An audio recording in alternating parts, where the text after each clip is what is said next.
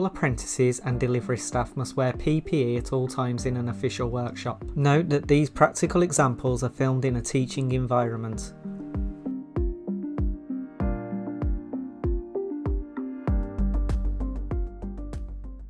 In this session we're going to look at SY cable. SY cable is widely used in the industry for applications such as this. Maybe connecting through onto a bit of tray, etc. It's useful because it's kind of, if you like, tougher than a standard flexible cable, but not quite as unyielding as maybe working with an SWA cable. SY cable, like SWA, also needs to be glanded and terminated, so we're going to have a look at how we do that. On the table here you can see the components that we're going to be using. So you've got a standard gland. This one is a GXD gland. There are various different types, but what you can notice about this gland is actually slotted there on the sides, okay? And it comes with a couple of washers and a lock nut. And here we've got a couple of options for earth tagging the cable, and optional use of the shrouds as well. This particular gland inside here, what we can see is, if we take the top off, then there is a small brass washer which sits on top of a rubber compression ring inside the gland. So as you tighten the gland nut down, that will of course then tighten around the cable, securing it firmly in the gland. Now SY cable does not actually fall under the requirements of BSEN 505-25211. This is a standard standard for cables used in the UK. Now SY cable is where the S stands for braid, so that's on the outside of the cable. You can see there's a braid on there, and then the Y is a thermoplastic oversheath. So this particular standard has no provision for braid, so as such then using this cable would be a departure from BS 7671.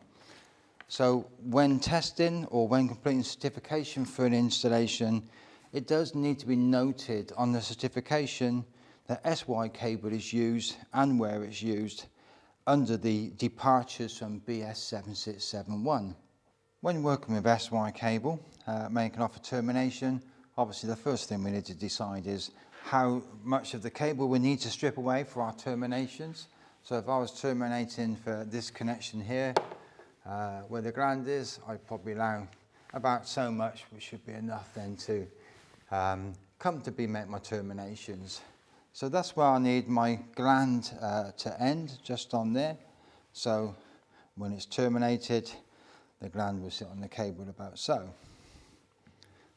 So the first thing we need to do is to remove the outer PVC sheathing. So carefully, just running around with the knife.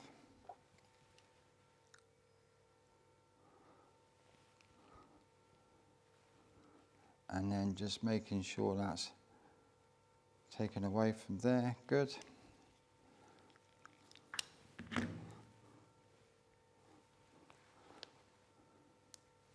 And there we go, that breaks away clean, and you should be able to, with a slight twist, just be able to pull that outer sheath away from the gland.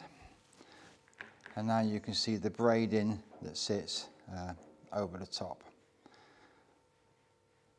So with the outer sheath removed, the next step then is to split our braiding, so it needs to be terminated around the gland. So to do this, I'll just get myself a bit of slack in there and make sure that I've got enough sort of braiding to work with. So for me, there's various ways you can do that, but for me I just create a small bit of a bubble there, just so I can trim off any excess that I don't need to be working with. So running that all the way around there.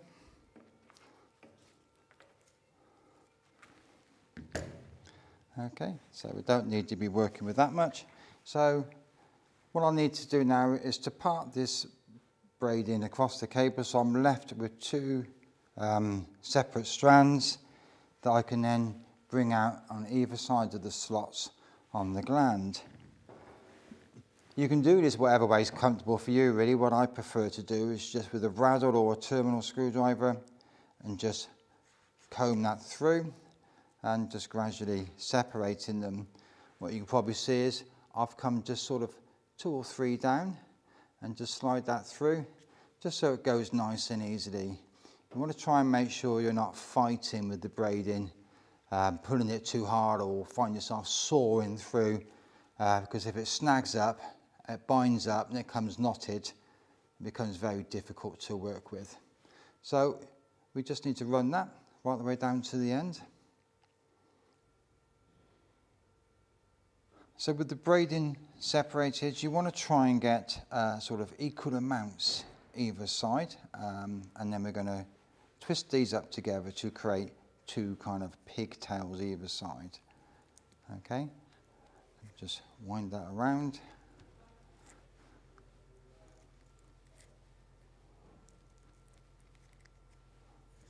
Okay, like so. That nice and tightly in, so it's all there, no braids hanging out, and then the same on the other side.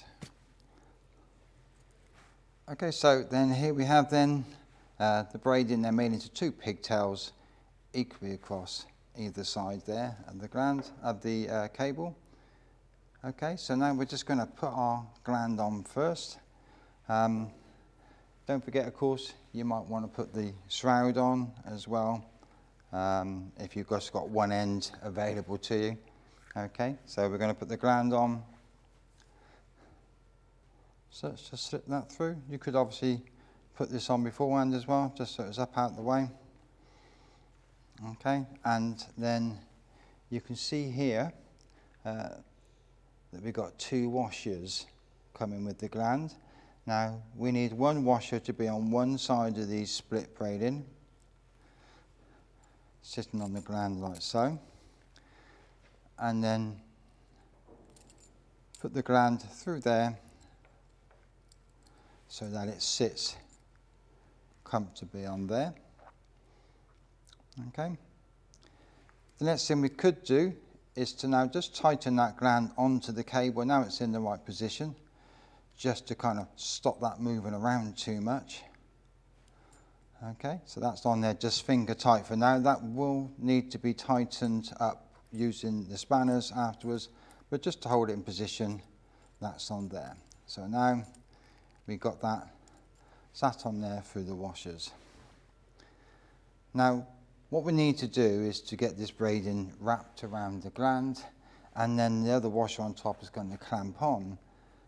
So we need to just run them around the gland in the same direction as you would tighten up the nut so it pulls in. And what I tend to do then is just make sure that it's just long enough to go around all the way around once, and then where my thumb and finger are there, I'm just going to snip that off. Okay, so that's how long I need that one, and then I'm going to do the same on the other side, run that around and take it so it's just past the slot where we're going to on there.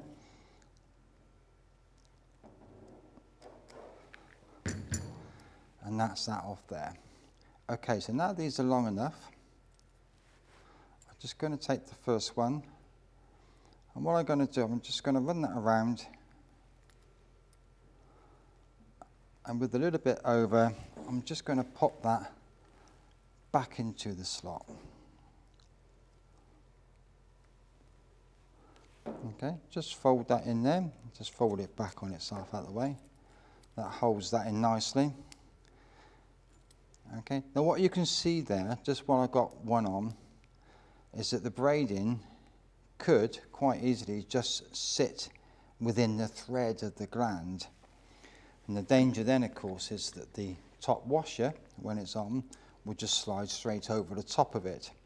So that's why I've taken mine all the way around, and now I'm going to do the same with this one, all the way around. And what that does then is doubles up the amount of braiding we got, so the washers get a firm sort of connection on them. Again, just pop that in through there and tuck that down into the gland, back on itself.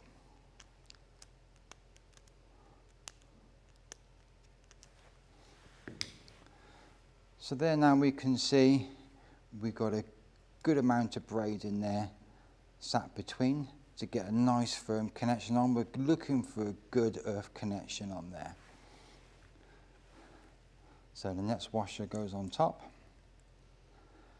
And at this point now, this would be placed into the 20mm hole on the enclosure. And then inside the enclosure, you'll put on the lock nut.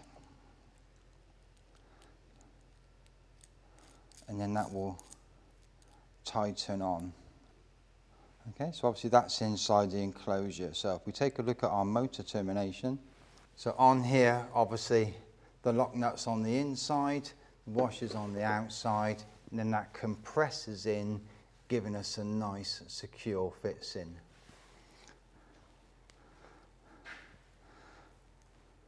So that's the end terminated off. What we need to do next is remove this outer sheath away from here. Now on this, you need to allow somewhere in the region of sort of 15mm clearance before you strip off.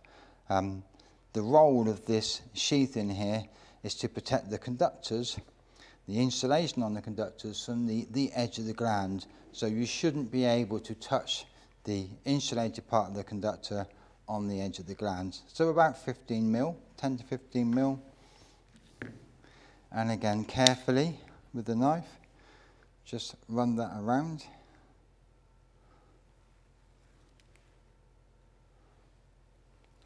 So you need to school this enough that you can actually just break it away at that point, but what you don't want to do is to cut through and damage the insulation that's actually on the cables.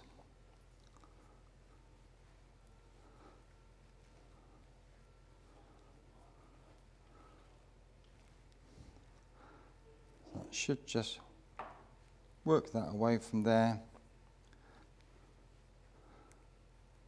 Okay, so that's now, as you can see, come away. There's our conductors inside, and we can just pull that away. And just check that you haven't nicked any cables down at the point of where the sheathing has been removed.